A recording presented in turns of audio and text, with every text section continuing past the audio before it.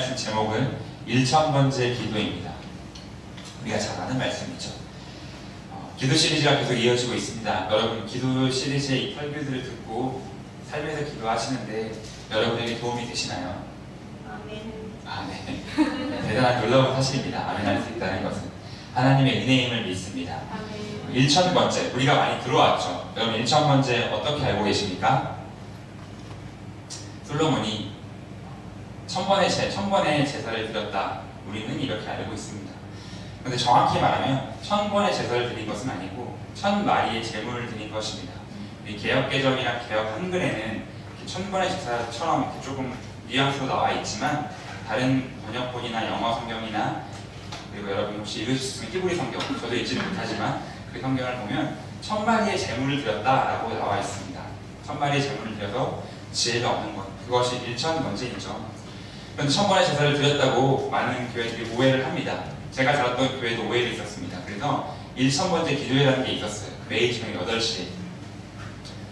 지금 생각해보면 내가 하나님께 죄송한 말일 수는 있겠지만 그때 그 교회 전도사가 아니어서 참 다행이구나 라는 생각을 문득 해보기도 합니다. 매일 저녁 8시에 교회 가서 1시간 동안 기도를 했다는 것, 너무나 감사하고 큰 은혜임에도 불구하고 한편으로는 두렵고 떨리는 일입니다. 어쨌든 그런데 이 1000번째가 사실 이렇게 많은 교회에서 하지만 그 교회, 많은 교회에서 하는 모습들이 너무나 아름다운 신앙의 표현이기도 하지만 한편으로는 안타까운 것이기도 합니다. 왜냐하면 이 1000번째라는 대부분의 교회들 대부분의 목적은 무엇이냐면 모든 교회가 그런 것은 아니지만 어떤 마음에 원하는 소원과 성취를 이루기 위해서 그에 따라 1000번의 예배와 1000번의 제물을 드리는 것이 굉장히 많습니다. 제가 있던 교회에서도 물론 제가 있던 교회는 너무나 좋은 교회였지만 1000번째를 함에 있어서 1000번의 제사를 1000번의 기도회를 나오고 그 작정에서 1000번의 예물을 드려야 됩니다. 하루에 100원이든 1000원이든 간에 그리고 거기에 맞게 기도 제목을 목사님한테 자기 원하는 소원을 써서 드리는 거였어요. 그러면 기대하는 거죠.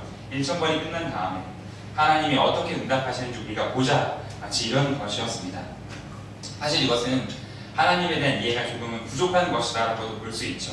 우리 어떤 노력과 우리 어떤 재물을 드린 행위들이 하나님의 놀라운 응답을 가져온다라는, 물론 우리의 마음을 드리는 것은 중요한 것이나 그런 행위로 하나님의 응답을 가져오는 것은 아닌데도 불구하고 그런 오해가 우리에게 있을 수 있습니다.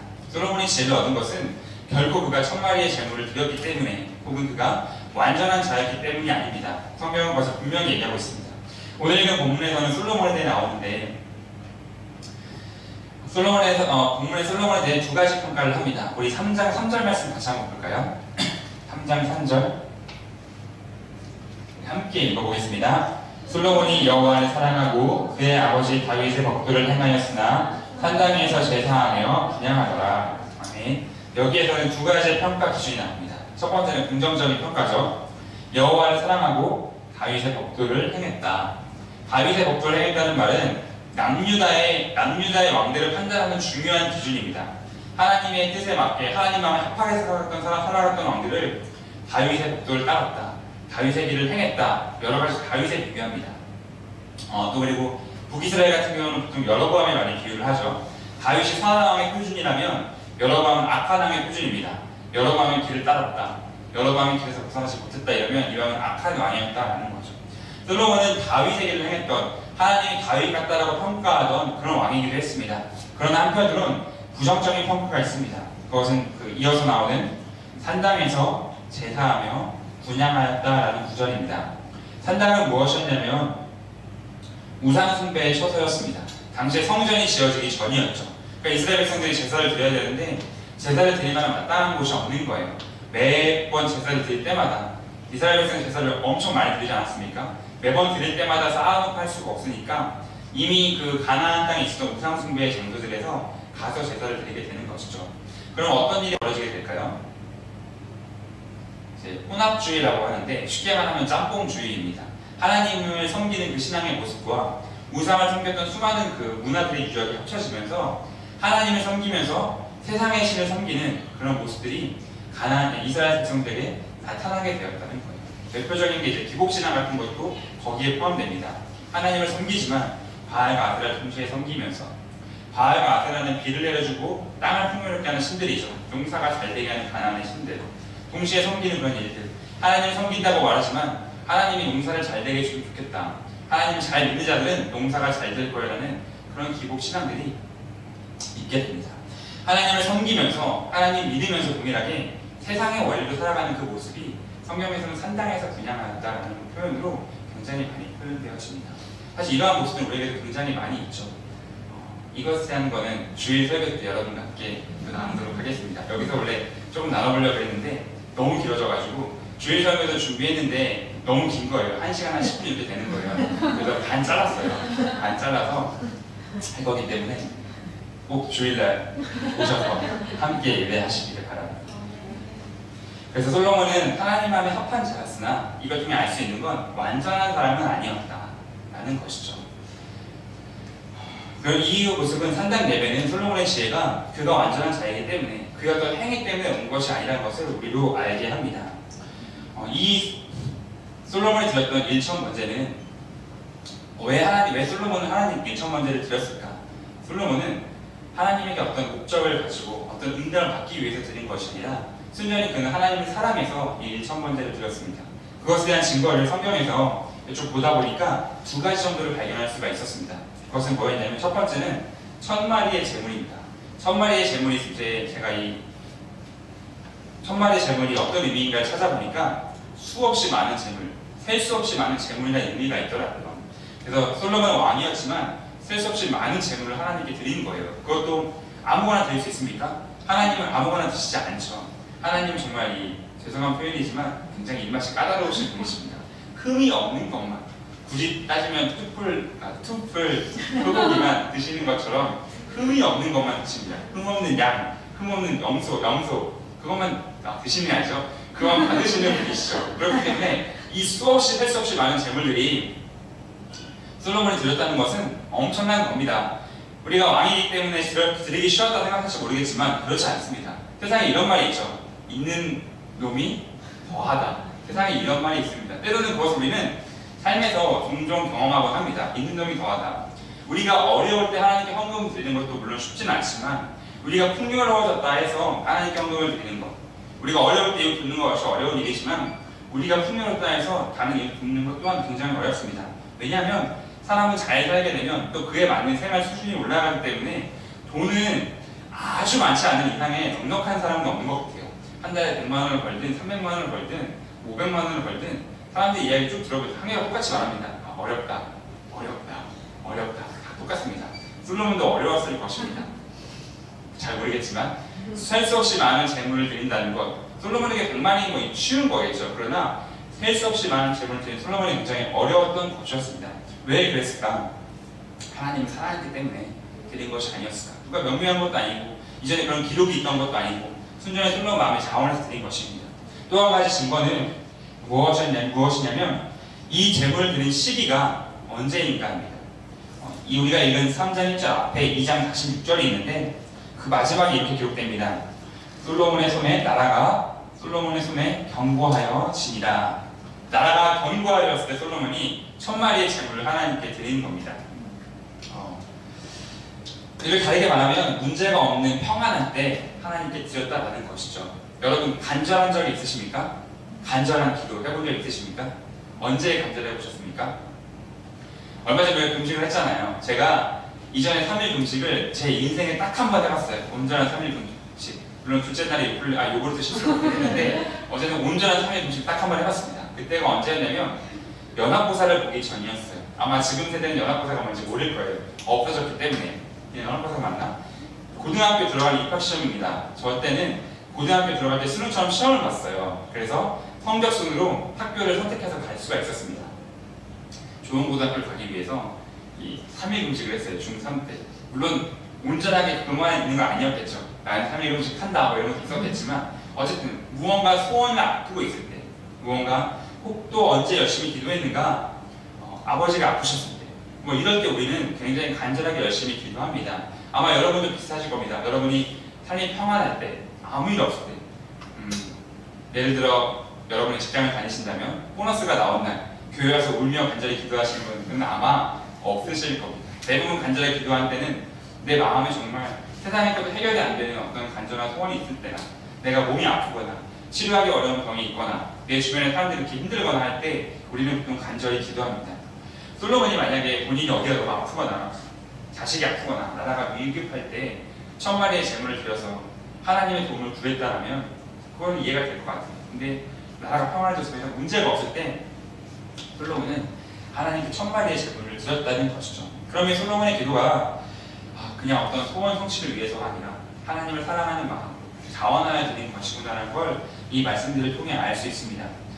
그러면 솔로몬이 했던 기도의 핵심은 무엇이냐면 솔로몬이 했던 기도는 이 자가 완전한 자가 아니라 하나님을 사랑하는 자의 기도였다라고 정리할 수 있습니다. 우리는 기도를 배우기 위해서 성경의 지금 구의 기도를 따라오고 있는 것이죠. 그럼 솔로몬의 기도는 누가 배울 수가 있습니까? 솔로몬처럼 지혜가 충만한 자, 아니면 솔로몬처럼 재물이 많은 자가 아니죠. 하나님을 사랑하는 자, 완전한 자가 아니라 하나님을 사랑하는 자가 솔로몬의 기도를 배울 수 있습니다. 여러분 하나님을 사랑하십니까? 아멘. 아멘. 그럼 우리는 솔로몬의 기도를 배울 수가 있습니다. 솔로몬의 기도는 크게 두 가지의 특징으로 여러분과 함께 나눠보겠습니다. 첫 번째는 뭐냐면 솔로몬의 특징은 이제 기도하러 오죠. 솔로몬이 이제 기본에서 이제 제사를 드렸는데 하나님이 꿈에 나타나셨어요. 여러분 잠을 푹 자는 것도 중요합니다. 건강도 그런 있겠지만 하나님이 5시에 나타나시려고 했는데 4시에 일어나서 여러분 기도 이거 좀 이상한데 어쨌든 잠을 푹 자는 것도 중요합니다. 하나님이 11시에 나타나시려고 했는데 너무 늦게까지 놀다 자면 하나님이 그럴 수도 있겠죠. 어쨌든 말씀 보면은 오전에 하나님 나타나십니다. 내가 내게 무엇을 주고 너는 구하라 라고 말씀하시죠. 솔로몬이 뭐라고 말하냐면 주의 종 내 아버지 다윗이 성실과 공의와 정직한 마음으로 주와 함께 주 앞에서 행함으로 주께서 그에게 큰 은혜를 베푸셨고 주께서도 그를 위하여 이 큰 은혜를 항상 주사 오늘과 같이 그의 자리에 앉은 아들을 그에게 주셨나이다. 아멘. 다윗의 모든 국물을 하나님께로 돌리는 것입니다. 이것은 무슨 말이냐? 여러분 2주 전에 했던 설교를 기억하십니까? 기억 못하시는 게 정상입니다. 꼭 기억하신다면 여러분 굉장히 놀라운 은혜를 가지고 계신 겁니다. 어쨌든 2주 전에 했던 건 뭐냐면 하나님 나라를 결정하는 기도라는 제목으로 다윗의 기도를 함께 나누었습니다. 그것은 무엇이냐면 다윗의 이 이스라엘 왕국이 다윗이라는 사람의 힘으로 세워진 것이 아니라 하나님께서 세우신 나라다라는 것을 말하는 것이었죠. 솔로몬의 첫 번째 고백은 다윗의 고백과 동일합니다. 이 나라가 내가 잘나서 다윗이 잘나서 왕이 된 것이 아니라 하나님이 이 나라를 세우시고 은혜를 주셨습니다라고 동일하게 고백하는 것이죠. 잠깐 복습해보면 이스라엘의 건립이 어떻게 된지를 그때 나누었습니다. 기억하십니까? 저도 기억 잘 안 나니까요. 걱정 안 하셔도 됩니다. 이스라엘 건립은 철저하게 하나님이 하셨습니다. 다윗을 왕으로 세우신 분, 자격 있는 자가 힘을 가지고 왕이 되는 것이 아니라 자격이 없는 자가 양치고 있던 자를 왕으로 세우신 분은 하나님이셨습니다. 다윗이 왕이 되기까지 수많은 장애물들, 사울과 요나단, 다윗이 죽이지 않았습니다. 하나님께서 처리를 하셨다고 해야 되나? 하나님께서 처리하셨죠. 그 외에 또 수많은 장애물들, 이스보셋. 다윗이 처음 왕이 되었을 때 처음부터 왕이 된 것은 아닙니다. 그는 유다 지파에서 인정한 한 지파의 왕이었을 뿐입니다. 11지파에서는 이스보셋을 왕으로 세웠죠. 그런데 이스보셋을 물리친 것도 다윗이 아닙니다. 하나님이 하셨습니다. 그의 군대 장관이었던 아브넬을 통해서 하나님이 하셨죠. 이 아브넬 역시도 이스보셋의 군대 장관으로 다윗에게 위협적인 존재였지만 하나님이 이를 다윗에게 돌리게 하셨고 무엇보다 가장 큰 반대였던 그 11지파의 모든 장로들을 아브넬을 통하여 돌려 다윗에게로 마음이 오도록 하나님 하셨습니다. 다윗이 왕이 되는 모든 가정들, 이스라엘이 하나가 되는 모든 가정들을 보면 다윗이 한 것이 거의 없습니다. 아무것도 없습니다. 도망다닌 것, 이 정도? 하나님께서 철저하게 세운 것부터 완성하시는 것까지 전부 다 하셨다. 이스라엘은 하나님의 나라였다라는 것을 지난번에 설교를 했었죠. 이처럼 솔로몬의 기도도 동일합니다. 견고해진 이스라엘이 지금 내가 나의 힘으로 하는 것이 아니라 하나님의 은혜로 된 것입니다. 하나님이 한 것입니다. 하나님의 나라가 이스라엘임을 내가 가진 이스라엘이 내 것이 아니라 하나님의 것임을 고백하는 것이 바로 솔로몬의 고백입니다. 이 적용은 사실 2주 전과 동일합니다. 내 삶이 나의 것이 아니라 하나님의 것임을 고백하는 것. 그것이 솔로몬의 기도의 첫 번째입니다. 두 번째입니다. 우리가 준비한 건데요. 9절 말씀 같이 한번 읽어보겠습니다. 9절 말씀 함께 읽겠습니다. 누가 주의 많은 백성을 재판할 수 있사오리이까? 주의 백성을 재판하여 사람을 분별하게 하옵소서. 아멘. 듣는 마음. 솔로몬이 이제 경고하게 돼서 왕이 되었는데 한 가지 문제가 있었습니다. 그 솔로몬에게 능력이 부족했다라는, 솔로몬이 고백하죠. 나는 작은 아니다. 능력이 부족했던 것 같아요. 실제로 많은 일이 있었어도 본인이 생각한 것 같은데, 듣는 마음을 구합니다. 이 듣는 마음은 어떤 것인가? 우리 흔히 지혜를 알고 있는 것은 성경은 정확하게 재판을 위하여 듣는 마음이라고 합니다.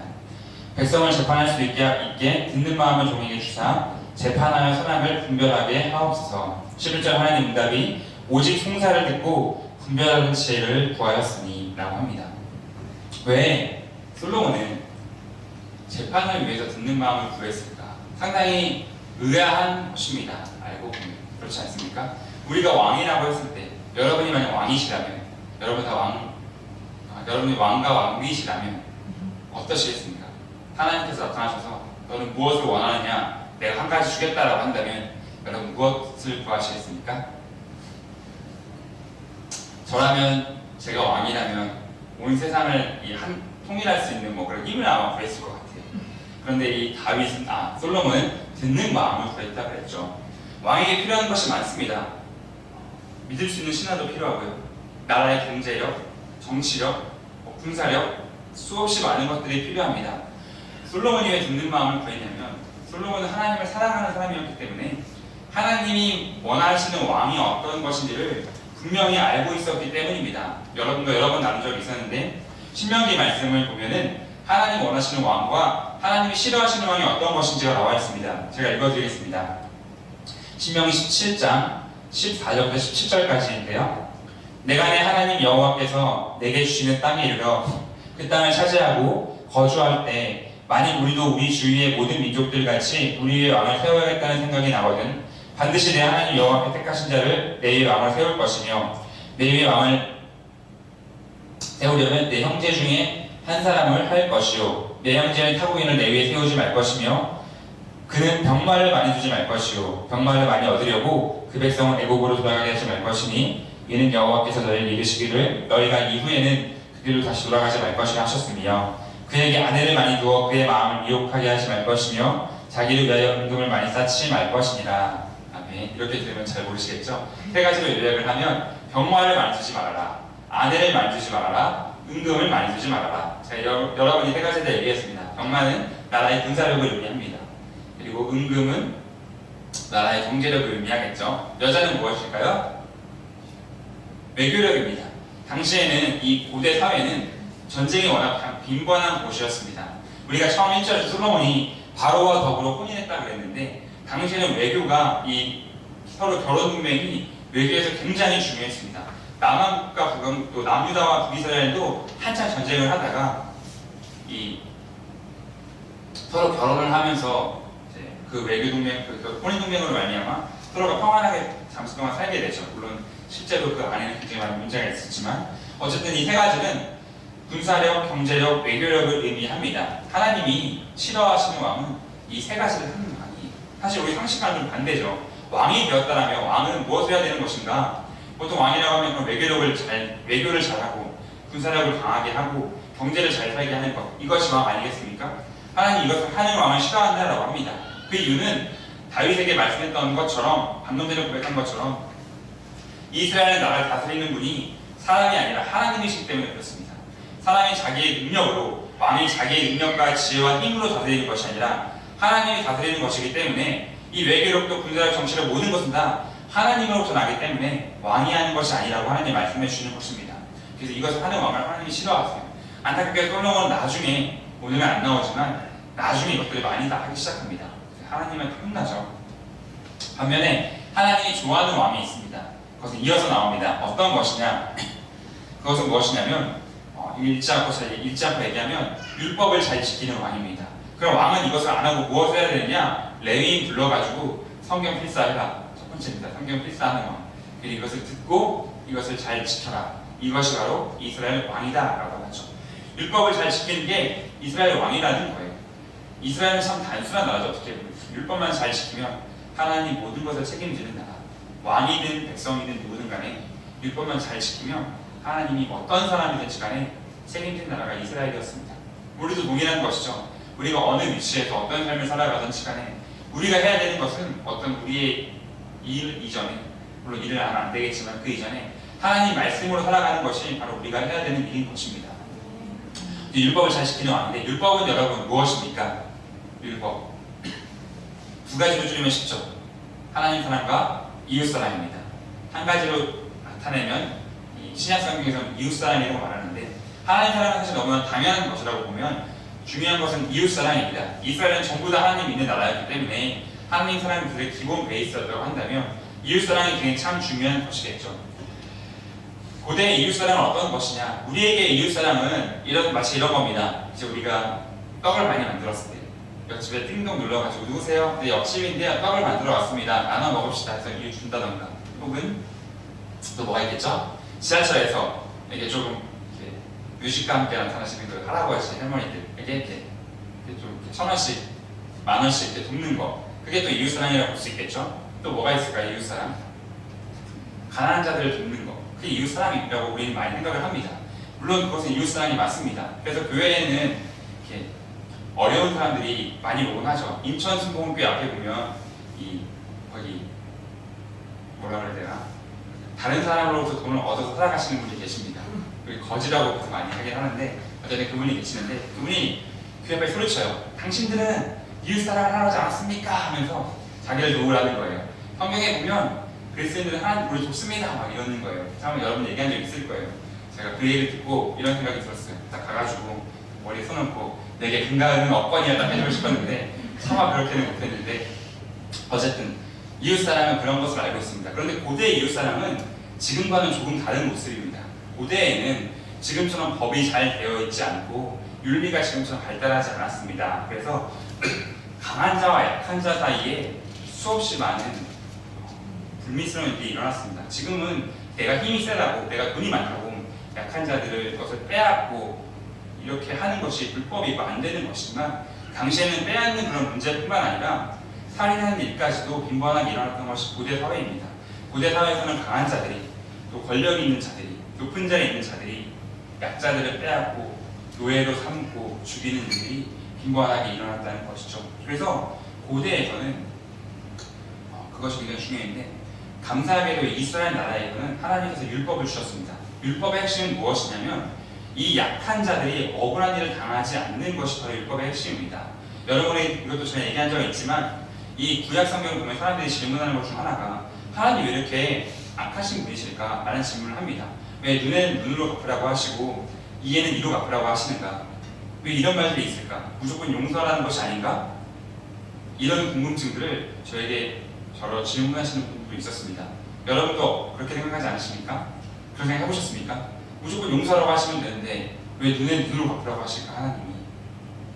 이 법은 약자들을 보호하기 위한 법이라는 걸 우리가 알아야 됩니다. 약자들을 보호하는 것. 강자들은 약자에게 만약 피해를 입으면 눈을 빼앗기면 온몸을 다 죽일 수 있는 힘을 가지고 있었습니다. 반면에 약자들은 강자들에게 눈을 빼앗겨도 갚을 길이 전혀 없었던 것이죠. 이것은 철저하게 약자들에 의한 법이 바로 율법이기 때문에 하나님께 기록한 것인데, 어쨌든 약한 자가 이렇게 억울한 일을 당하지 않고 율법대로 살아가기 위해 율법대로 권리를 보호받고 안전하게 살기 위해서는 무엇이 가장 중요했냐면 재판이 가장 중요했습니다. 재판. 우리도 그렇죠. 억울한 일을 당했을 때 우리는 뭐 하죠? 하진 않지만 보통 재판을 하죠. 억울한 일을 소송하고 재판하고, 당시도 마찬가지였죠. 그래서 공정한 재판이 이루어지지 않으면 지금보다 훨씬 윤리가 없는 시대, 지금보다 훨씬 강한 자들, 약한 자를 압제하는 그 시대에서 약한 자들은 살아날 수가 없었던 것이죠. 약자 보호의 가장 중요한 것은 재판이었고, 하나님 율법의 핵심은 이웃사랑인데 그것은 어떻게 이루어지느냐? 바로 재판을 통해서 이루어지는 것이 바로 고대의 이웃사랑이었습니다. 하나님이 가나안 땅에 들어왔을 때 처음 주셨던 성경 어떤 것이죠? 처음 기록한 거? 가나안 땅에서 여호수아가 있겠지만 정착한 다음에는 사사기를 주셨죠. 사사기는 영어 그 말 그대로 읽어보면 재판관이라는 뜻입니다. 사사기와 사사기는 재판관이라는 말이 정확한 말인데, 그 사사기에 나왔던 사사들은 우리가 흔히 알고 있는 거로는 능력을 행한 사람, 이스라엘이 위험할 때 몽둥이 들고 다 쳐죽였던 사람이 아니라 하나님 재판을 하라고 세우신 사람들이었습니다. 사사기 54장 5절 말씀에 보면 그는 에브라임 산지 나와 베델 사이 드보라의 중년나무 아래에 거주하였고 이스라엘 자손은 그에게 나아가 재판을 받더라. 사사들의 원래 목적은, 원래 역할은 재판관이었습니다. 평소에는 재판을 하며 지내다가 그들이 이웃나라가 쳐들어왔을 때만 열심히 싸우고 남은 평생을 백수로 지냈던 것이 아니라 그들의 일생은 재판관이었는데 나라가 위험했을 때 하나님이 그들의 성령을 부으셔서 나라를 구하게 하시는 것입니다. 하나님이 세우신 그 사람들은 재판을 온전하게 하는 사람들이었어요. 율법대로 이웃을 보호하고 사랑할 수 있게 그것이었죠. 마찬가지입니다. 정리하면 솔로몬이 들었던 굳는 마음은 이 하나님의 율법을 잘 지킬 수 있도록 재판을 잘할 수 있도록 하나님 마음에 합한 왕이 되기를 구하는 기도였습니다. 놀라운 기도인 것이죠.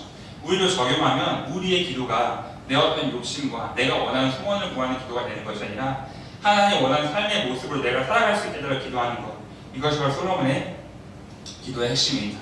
여기에는 한 가지 놀라운 점을 보게 되었는데요. 무엇이었냐면 솔로몬이 하나님의 질문에 바로 대답을 했다는 거예요. 무엇을 원하니 내가 주겠다. 듣는 마음을 주옵소서. 바로 구했다는 것. 이것은 굉장히 놀라운 일입니다. 그리고 선택한다는 것, 고른다는 것 어려운 일입니다. 하나님이 여러분의 품에 나타나셔가지고 너 하나 구해봐라 라고 한다면 여러분 뭘 구하시겠습니까? 저는 시간이 많이 필요할 것 같아요. 많이 물어보시면 잠시만요. 아내랑 상의도 좀 해보고 목사님 얘기도 좀 해보고 좀 여러 가지 계산도 좀 해보고 딱 한 가지밖에 못 구하는 거죠. 조금만 기다려주세요. 이렇게 했을 것 같아요. 솔직한 마음으로. 거기다가 대답할 수 있다는 건 쉬운 일이 아닙니다. 그렇겠죠? 결정하기 어렵습니다. 여러분 외식해보셨습니까? 외식해보셨겠죠? 그렇죠? 외식할 때 여러분 외식할 때 메뉴를 결정하는 건 아이니가 소리치는 만큼 굉장히 어려운 것입니다. 여러분 외식 메뉴를 결정하는 것은 참 어렵습니다. 오죽했으면 이것 때문에 결정장애라는 말까지 생깁니다. 무엇을 먹을까? 밥을 먹을까? 중식을 먹을까? 일식을 먹을까? 중식을 선택해서 갔습니다. 짜장을 먹을까? 짬뽕을 먹을까? 고민의 연속입니다. 아주 오래 걸립니다. 더러는 금방 선택하시는 분도 있지만 일반적으로 굉장히 어렵습니다. 그러나 쉽게 선택할 수 있는 데가 있죠. 무엇이냐면 내가 평소에 먹고 싶은 것이 있을 때 그때는 누가 뭘 먹을지 물어보면 마치 기다렸다는 듯이 너무 비싸지도 않은 것이면 얘기할 수 있겠죠. 오늘은 햄버거 먹자 얘기할 수 있겠죠. 제가 햄버거 먹고 싶은 것은 아닙니다.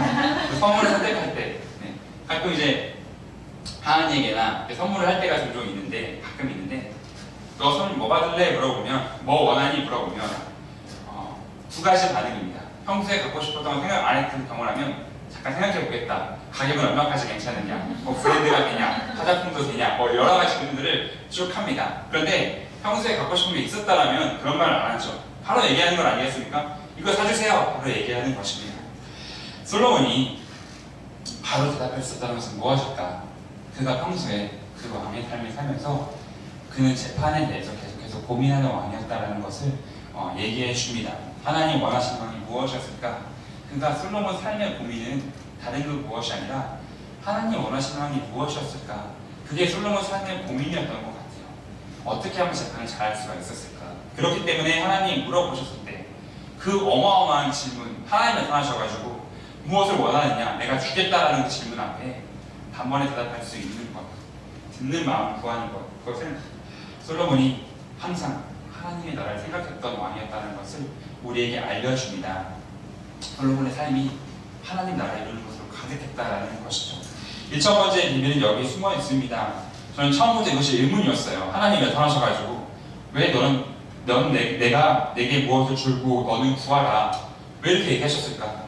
하나님 정말 천만의 재물 때문에 그런 것이라면 우리도 그런 행위를 해야 되는 것일까? 이런 고민을 했었습니다. 그런데 쭉 여기서 읽고 솔로몬이 바로 대답하는 것을 깨달은 것은 무엇이었냐면 하나님이 솔로몬에게 나타나신 이유는 그가 천마리의 재물을 드려서 그 행위가 완전해서가 아니라 그의 삶 전체가, 그의 삶 자체가 그의 삶에서 어떻게 하면 하나님 원하는 사람이 될 수 있을까를 고민했던 사람, 그렇게 삶을 하나님께 드리고자 했던 사람, 그 마음을 가졌던 사람이기 때문에 하나님이 그에게 나타나셔서 그의 소원을 물어보셨구나라는 것을 깨닫게 되었습니다. 하나님이 우리에게도 동일하게 일하시겠죠. 우리가 하나님의 응답을 구하고 싶지 않으십니까? 하나님이 우리에게 얼마나 좋겠습니까? 우리에게 물어보면 꿈에라도 나타나서 무엇을 원하느냐고 얼마나 좋으시겠습니까? 하나님 이렇게 할 수 있는 분이십니다. 이렇게 하시는 분이십니다. 그런데 그것은 우리의 마음을 통해서 하나님이 일하시는 겁니다. 우리가 뭐 얼마를 드리고 뭐 이런 것이 아니라 우리의 삶을 하나님께로 드리고자 하는, 아까 우리가 열방을 위해 기도했을 때 그 기도는 사실 굉장히 작은 것이죠. 우리가 네덜란드에서 위해서 기도한다고 해서 어떤 네덜란드의 변화가 있겠습니까? 세상의 관점으로 보면 아무런 의미 없는 시간입니다. 그러나 우리가 그 의미 없다라고 하는 시간들을 기도하는 것은 하나님이 우리의 마음이 어떻습니까? 우리의 마음이 정말 네덜란드를 사랑하지 않더라도 그저 하나님께서 원하시는 그 기도를 함께 기도해야겠다는 그 마음 하나로 여기서 기도할 때 하나님이 듣고 일하시는구나라는 그 작은 믿음이 있기 때문에 여기서 기도하는 것처럼 우리가 우리의 삶을 하나님께 드리겠다는 그 작은 마음, 그 작은 믿음으로 우리가 살아간다면 하나님 우리에게 오셔서 우리에게 기도에 응답하시고 동일하게 솔로몬과 동일한 일을 우리에게 행하신다는 것이죠. 열왕기상 계속해서 이어지는 말씀 보면 11절, 12절, 13절 말씀 보면 하나님의 응답이 이어집니다. 뿐만 아니라 거기에는 솔로몬의 삶에 필요한 모든 것을 주십니다. 내가 또 내게 구하지 아니한 부귀와 영광도 내게 주노니 내 평생의 왕들 중에 너와 같은 자가 없을 것이다. 모든 것을 다 하나님이 채우시는 것이죠. 성경의 마태복음 6장 3절 말씀에 이렇게 기록되어 있습니다. 너희는 먼저 그의 나라와 그의 일을 구하라. 암송하기 쉬운 매달리는 구절이죠. 그리하면 모든 너희에게 더하시리라. 솔로몬이 그 삶을 나타낸 사람입니다. 하나님의 것을 먼저 구한, 마치 자기를 위한 듣는 마음을 구한 것처럼 오해하기 쉽지만 솔로몬이 구했던 것은 오직 하나님을 위한 것, 하나님의 나라였던 것이고 그러자 하나님이 모든 것을 채우시는 것입니다. 우리도 마찬가지죠. 우리 삶을 하나님께 내어드리고 내가 있는 곳에서 어떻게 하나님을 이룰까 고민하며 사는 자에게는 하나님의 기도 응답뿐만이 아니라 우리가 필요한 모든 것을 하나님께서 채우십니다. 우리 모두가 하나님 안에 합한 자로 우리의 가정에서, 우리의 삶에서, 우리의 직장에서 여러분 살아가시기를 바랍니다. 네. 우리 함께 기도하겠습니다.